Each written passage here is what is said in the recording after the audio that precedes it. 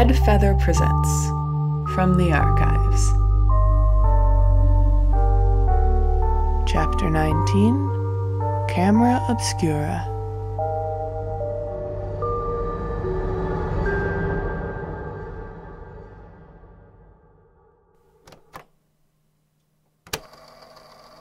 Statement of Martyn Littlewood regarding something that was watching him. Original interview transcribed June 2nd, 2016. Oh, what? You never told me about this. Well, statement begins. I feel silly even being here. Honestly, I do. Because when I start telling you what happened, I know it's going to sound like I just had a nervous breakdown because of my job. Which, maybe I did. I don't know. But there's a reason I'm here telling you this and not talking to a therapist. Something happened. Something was watching me. I had a YouTube channel. Made videos with a little group of mates. About video games, mostly, sometimes other stuff. We didn't make much money off of it, but it was a fun side project while I was in school, and I was planning on going into it full time once I graduated. I'd started taking a film and editing course because of it. I'm still in it, actually. I still do really enjoy making videos, is the thing, and I'm not half bad at it. It's just... It started a few months ago.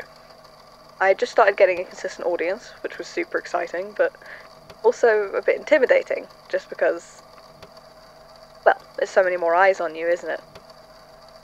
My viewers are mostly lovely people, so it wasn't a problem that came up often, but it started seeming like every time I would set up to record, the camera looked a little more ominous. Judgmental, I guess. Even when it wasn't on. Like it was watching me. Sounds silly when I say it like that, or at most like I was just having some unaddressed anxieties. And I can't say for sure that's not what was happening, at least not at first, but I started hating the sight of that camera more and more. It felt like the lens was following me around whenever I was in sight of it. I started avoiding my recording room whenever I didn't have to go in it. I just couldn't stand the sight of that thing staring at me. I wasn't just going to stop making videos. The fact that the camera was all of a sudden putting my nerves off didn't change the fact it was one of my favourite things to do, and I had friends who were counting on me and viewers who were waiting for me. And I didn't want to quit. Not at all. And then one day I was setting up to film, and the camera blinked at me. I was looking right at it. I know I didn't imagine it. For a moment, it just wasn't a lens at all. It was a horrible black eye, with a pupil and an iris, staring out at me, blinking grey plastic eyelids. Only for a moment, and then it was a normal camera again. Or at least it looked like one. But I couldn't shake the feeling that it was still staring at me. I didn't record that afternoon. What I did was get a screwdriver and open up the front of the camera just to see. You know, I don't even know what I was looking for. Eyes? Blood vessels? Anything out of the ordinary, I guess. There wasn't anything though. It's just a camera. Same camera I'd been using for all my projects and assignments for years.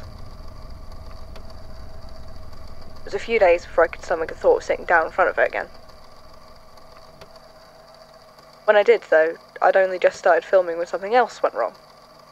My footage wasn't saving, which was incredibly weird, because, like I said, I hadn't recorded anything in days. It should have been fine. I pulled out the SD card, the memory card, and plugged it into the computer to see if I'd just forgotten to wipe some old files off, or something, and it was full. More than full. There was more video saved to the card than it should have ever been able to hold. It had 64 gigabytes of storage, which is a lot, but we're talking hours and hours and days of footage. Footage of me. Of every time I'd entered that room in the last, I don't know, week? Longer than that? It had been watching me. I don't know how, but it had been watching me even when it wasn't turned on. It made me feel something horrible just looking at all the video thumbnails. My immediate instinct was to just smash the card or wipe it 20 times over, but at the time my best guess was that somebody had gotten into my camera and was messing with me somehow. And if that was true, obviously I was going to want to keep it as evidence, in case things got any more serious.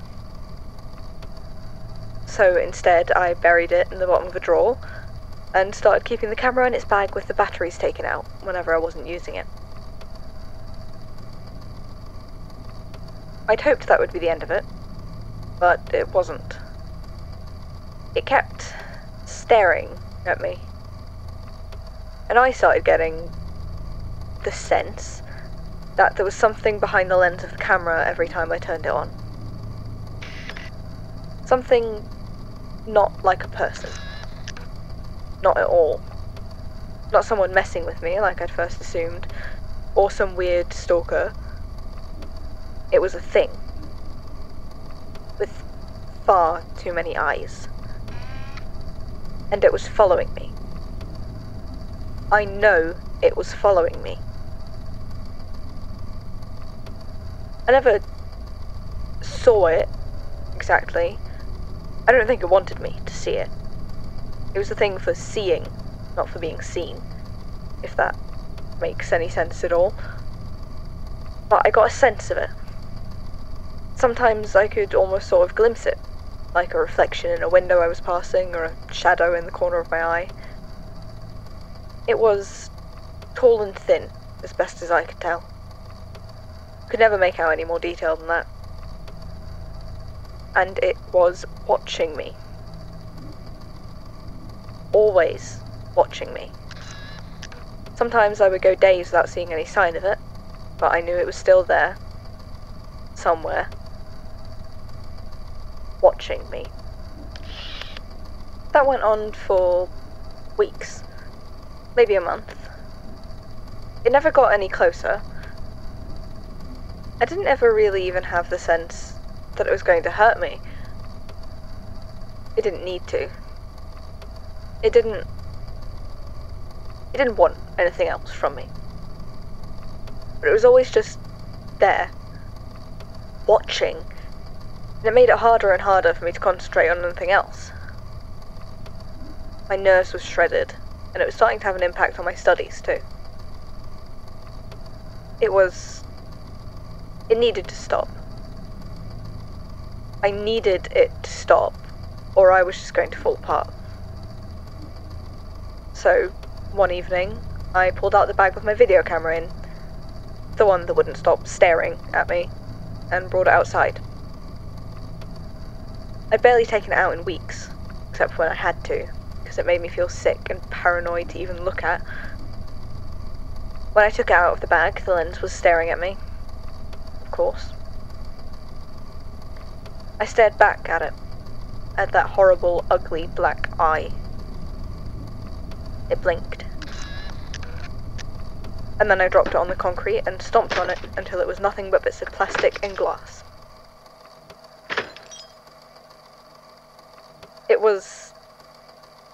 I was terrified of doing it. I think that's why it took me so long. Why I just let it watch me for so long. Why I kept using it despite what was going on. It was a nice camera. An expensive one, and I needed it for my job, for my studies, for everything. But it wasn't worth it. I needed that thing gone. So far as I can tell, it worked. I never saw the thing again.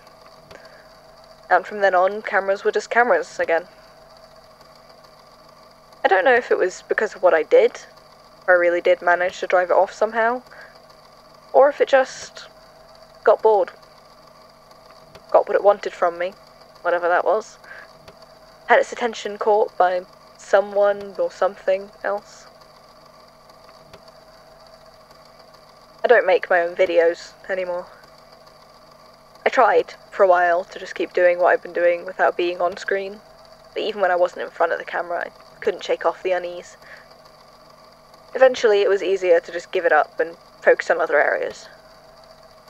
I still do film though. It's just that these days I spend all my time behind the camera instead of in front of it.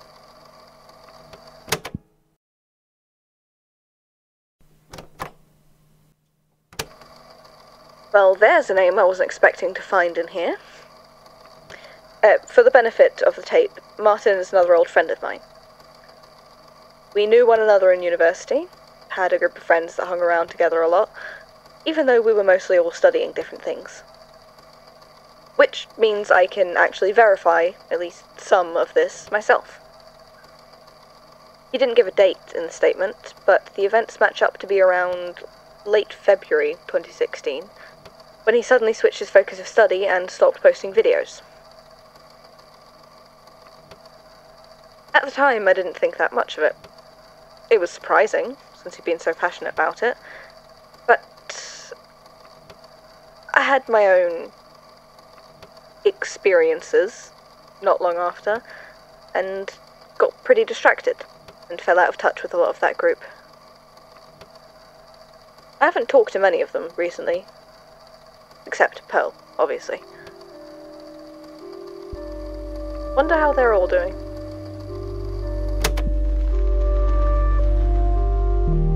From the Archives is a fanfic series written by Johnny 16th Days and Zephaniah Grains, inspired by the Magnus Archives and by Hermitcraft and other Minecraft series. This chapter is performed by Tizzy Asgrian. Editing for this episode was done by Campfire and Noctude. Music was composed by Noctude.